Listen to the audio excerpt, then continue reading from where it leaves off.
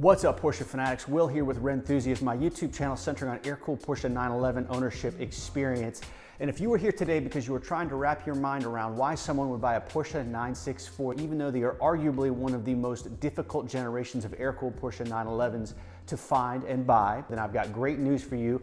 As a relatively new owner, I'm going to take you through why I bought this car sitting behind me. I'm also going to tell you what I like most about the 964, including specifics about my example and what drew me to this car. Then at the end of this video, as somebody who owns 3 different generations of air-cooled Porsche 911s, I'm going to tell you whether or not I think that the 964 would make a good first air-cooled Porsche 911 if you are currently in the market. Couple of disclaimers though before I give you the reasoning behind why I bought this car. I am not some Porsche historian. Instead, I'm just a guy who is really drawn to these cars, who really truly enjoys and is passionate about driving them and experiencing them. So that's the kind of information you're going to get today. I'm also going to say that I haven't had a chance to put a ton of miles on my 964. I've certainly driven it enough to tell you that I do love the car. I think it could actually end up being my favorite classic Porsche 911 that I own, but admittedly I've spent much of my ownership getting the car mechanically sorted, so that's been a little bit of a challenge. Before I get into the reasons I bought this car though, I'd like to invite you to subscribe to this channel and give this video a thumbs up and share it with any of your air-cooled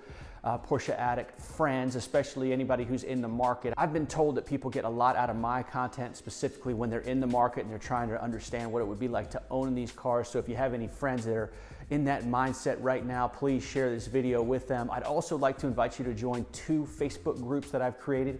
The first one is Rennthusiast Air-Cooled Porsche Fans, and that's really kind of an enthusiast community. We're getting a lot of traction in there. Guys are sharing pictures and advice and insight and experience. So come join that group if you're interested. By the way, please answer the membership questions. There are 4 of them. If you don't, I'm gonna have to decline your request to join. Then I also created Rennthusiast Air-Cooled Porsche Buy Sell. This was in response to guys looking for somewhere to post their parts and their cars and their want to buy ads for air-cooled Porsches. So if you're into that, definitely go join. So a little bit of background on my 964, my search, how I landed on this being the generation of air-cooled Porsche that I wanted to pursue. I, prior to owning this car, owned a 997.1 Porsche 911 Turbo. I owned that car for about 6 months. I found it to be not very inspiring. I found it to be very tempting to go too fast, so I ended up selling that car. I did a video on that, by the way. I'll put a card up to the video why I sold the 911 Turbo. I've taken some heat from guys on the reasons I sold it, so you can go check that video out if you want. But ended up selling that car. It created a parking spot in my garage that I felt like I wanted to fill. So I looked at a couple different generations or categories of air-cooled Porsches to fill in the spot left by the Turbo. I knew I didn't want water-cooled, by the way. I have concluded that I am an air-cooled Porsche guy through and through. I respect the water-cooled guys. I respect the water-cooled Porsches. I just feel like they lacked character or they lacked soul or something that it just didn't connect with me. So I was considering a long hood, and I also, was considering a 964, but I knew just how difficult it was to find 964s, and so I was trying to stay broad in my search. I was able to find this car pre-market. It was sent to me by a friend who knew it was going to become available. And a quick point on that, by the way, the best way to find really desirable classic Porsche 911s, air-cooled Porsches, is through networking and through relationships, not necessarily for sale ads, but that's a different story for a different day. Bottom line is, a friend of mine let me know that this was going to become available on the market. I went ahead and was able to contact the seller pre-market, put a deal together, did some due diligence on the car, and had it shipped to my home in North Carolina. So that's the backstory on the car. I will put a playlist up in case you're interested in going a little bit deeper down that rabbit hole. So now let me give you the 5 reasons why I bought this particular 964. Reason number 1, I bought my 964, the amazing color combination that this car has to offer. So when I first, started to become interested in 964s, one of the things that really drew me to those cars was the really cool color combinations that Porsche was coming out with at the time. I have a friend who has a cobalt blue on linen 964, and when I saw his car for the first time, I just knew that if I was ever going to be lucky enough to find one of these cars, that's the kind of car I wanted. I didn't want a white car, I didn't want a red car, I didn't want a black. I wanted a really amazing color combination. So I was absolutely thrilled when I learned of this Amazon green on light gray 964. And that was really the reason number one I pounced at the opportunity to buy the car was the color combination. You know, if you're in the market for one of these cars, just know it's going to be difficult to find those unique color combinations. They're generally hard to find to begin with. They're not as common as the black, white, or reds. And so if you're going to try to get something like this, you're going to need to be patient. But that's the first reason I jumped on this car, is because, I mean, I couldn't believe my eyes when I saw the pictures. Reason number two I bought my 964, beyond the color combination, it was the spec of the car. So it's a 1992 C2 manual coupe.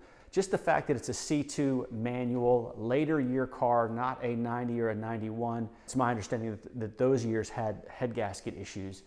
The later cars do not. So, you know, that's the second reason I bought it, is because of the spec.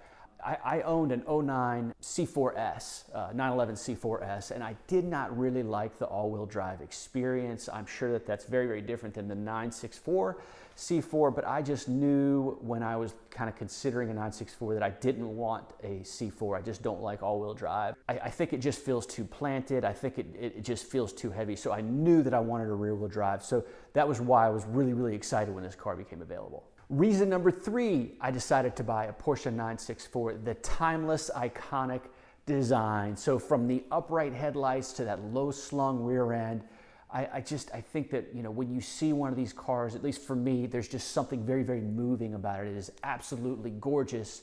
And what I love about the 964 is they took all that was good about the G-body cars, the generation before the 964, and they were able to smooth out the front and rear ends. If I had to complain about my 3.2, it's the impact bumper design, and yes, it's period correct, and yes, it's part of the character and the charm of the car, but I gotta say that the front end and the rear end on the 964 is definitely an improvement. And so that's why I bought it. I just knew that, you know, visually, cosmetically, it is something that moves me, and I just sometimes, and this is gonna be weird, sometimes I just sit and I just stare at it in my garage. So that's the third reason I bought a 964. The fourth reason that I bought a Porsche 964 is that it fills an important slot in my small collection. So I should tell you this, my kind of a life goal of mine is to have a collection of air-cooled Porsches wherein I have one nice example of each generation of air-cooled. And so if you've been around the channel, you know I have a 3.2, it's 1986 with a 915 transmission. I enjoy the car, it's guards red. That's something that kind of bothers me about it. That's a different story for a different day. By the way, I'll be doing a video on where my head is with my 86. So if you haven't subscribed, please do, so that you'll get notified when I publish that video about, you know, why I might be considering selling it and kind of what's going on up here for me with that car. But anyway, I have the 86, and then of course I have the 993, tons of content about that car on this channel.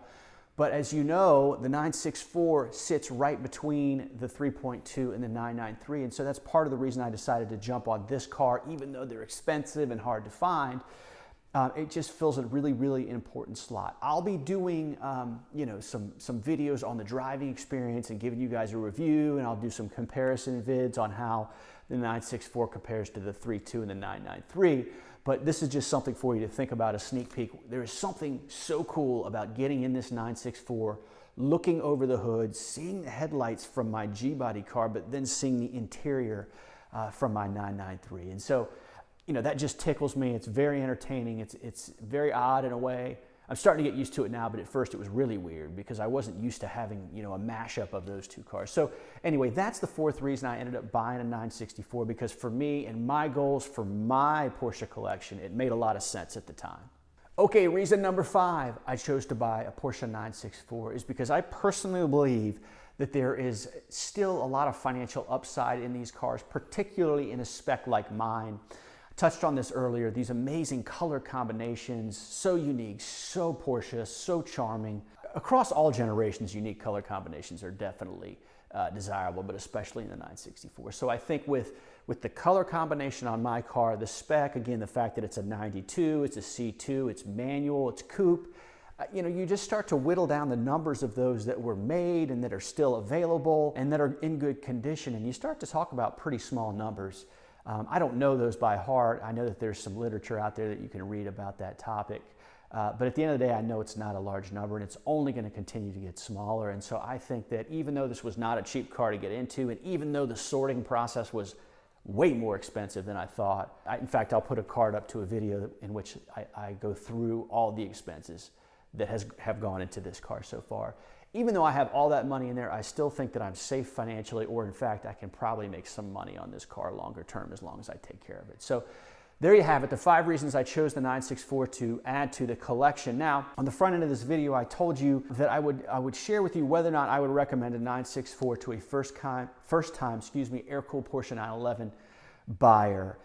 I would say that in a word, no. If you have not yet bought your first air-cooled Porsche and you're looking for something that is fun, but that isn't going to be painful to your wallet, as painful, I know all of them are pretty insane right now, I would say to avoid the 964 and maybe get into like a 3.2 or an SC. Here's why. The 964s are clearly at a premium, although the 993s are starting to catch up, and really nice, you know, G50 impact bumper cars are also starting to catch up to the 964 in prices.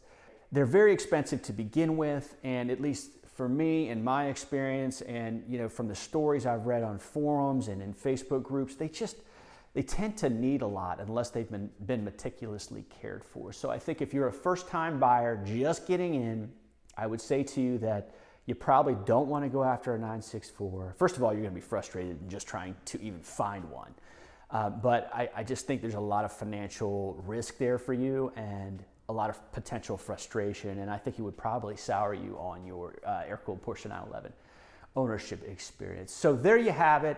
I hope you've gotten something out of this video. If you're a 964 fan and you're thinking about buying one, maybe you kind of understand at least my rationale and why I decided to jump on this car in spite of the financial pain, in spite of the pain of getting it mechanically sorted. This is the kind of thing I do, ownership experience videos, 911 owner interviews, that kind of thing. So if you like that type of content, please subscribe to the channel and go check out the Facebook groups. And if you are still with me, I'd like to thank you for joining me. I hope you've enjoyed the video, and I look forward to seeing you next time. I'm out of here.